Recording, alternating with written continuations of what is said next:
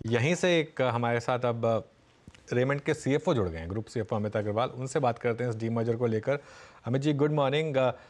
ये डीमर्जर हुआ, मार्केट ने पसंद किया इसको, अब इसके बाद आपकी स्ट्रैटेजी क्या रहेगी दोनों बिजनेसेस में?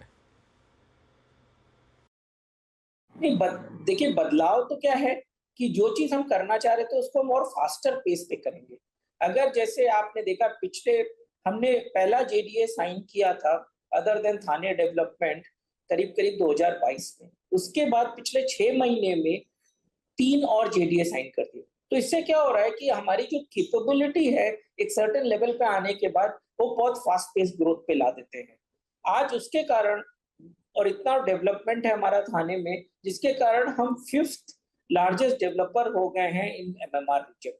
एक छोटे समय में अगर आप देखें तो हम लोगों ने 2019 में बिजनेस शुरू किया और पिछले 5 वर्ष में हम 5th लार्जेस्ट डेवलपर हो गए, जो कि स्पीक वॉल्यूम अबाउट इटसेल्फ।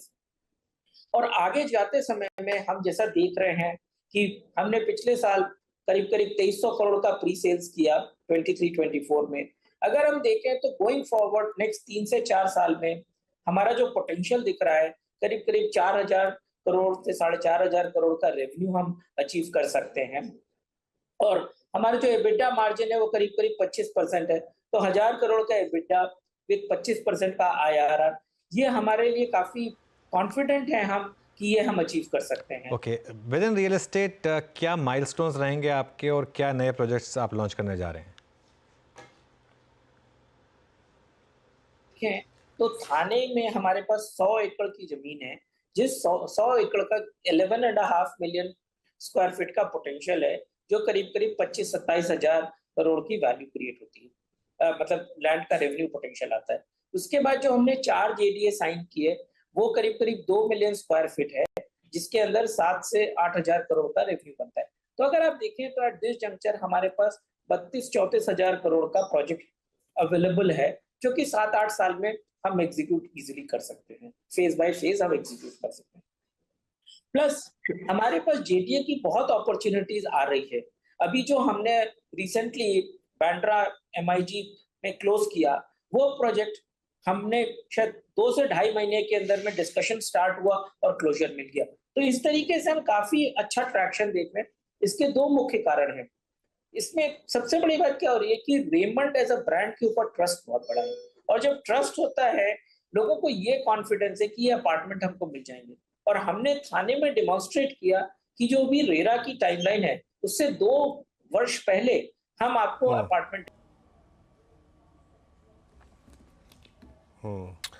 अच्छा अमित जी, अब क्योंकि रियल एस्टेट कारोबार अलग होगा तो ये बताइए कि एग्जैक्टली आपकी रियल एस्टेट आर्म का जो आउटस्टैंडिंग डेट है वो कितना है, प्लस जो भी आपका आउटलुक है, सेल्स आउटलुक और रेवेन्यू आउटलुक अगले 1 साल के अंतर्गत, उसको कितना आप रीपे करने की चेष्टा करेंगे?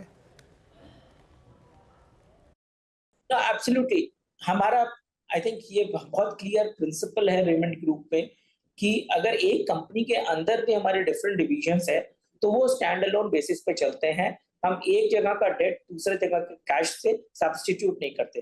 तो वेरी क्लियरली जो रेमंड रियलिटी का कैश है वो जब से शुरू किया बिजनेस तब से अपने साथ है, रेमंड रियलिटी के अंदर है। और आज की तारीख में अगर हम बात करें तो नेट कैश पे हम बैठे हुए हैं मोर देन 500 करोड़। और फ्यूचर में जो हमारा थाने का प्रोजेक्ट है, अब देखिए उसमें 4 मिलियन स्क्वायर फीट में 65% हम ऑलरेडी सेल कर चुके हैं। तो अगर आप 65% सेल कर चुके रहते हैं तो of your construction cost keeps coming back from the customer collection, तो वो नेट कैश पॉजिटिव ही रहता है। ऑलराइट, चलिए अमित जी, बहुत बहुत शुक्रिया आज हमारे साथ जुड़ने के लिए और ऑल द बेस्ट आपको। मार्केट ने खैर आपके डीमर्जर को पसंद किया, एक क्लीन डीमर्जर 1:1 का।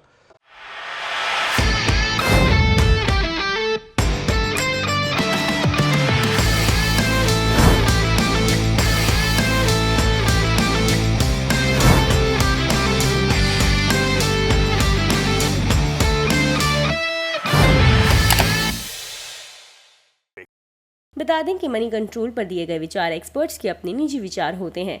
वेबसाइट या मैनेजमेंट इसके लिए उत्तरदायी नहीं है। यूजर्स को मनी कंट्रोल की सलाह है कि कोई भी निवेश निर्णय लेने से पहले सर्टिफाइड एक्सपर्ट की सलाह लें।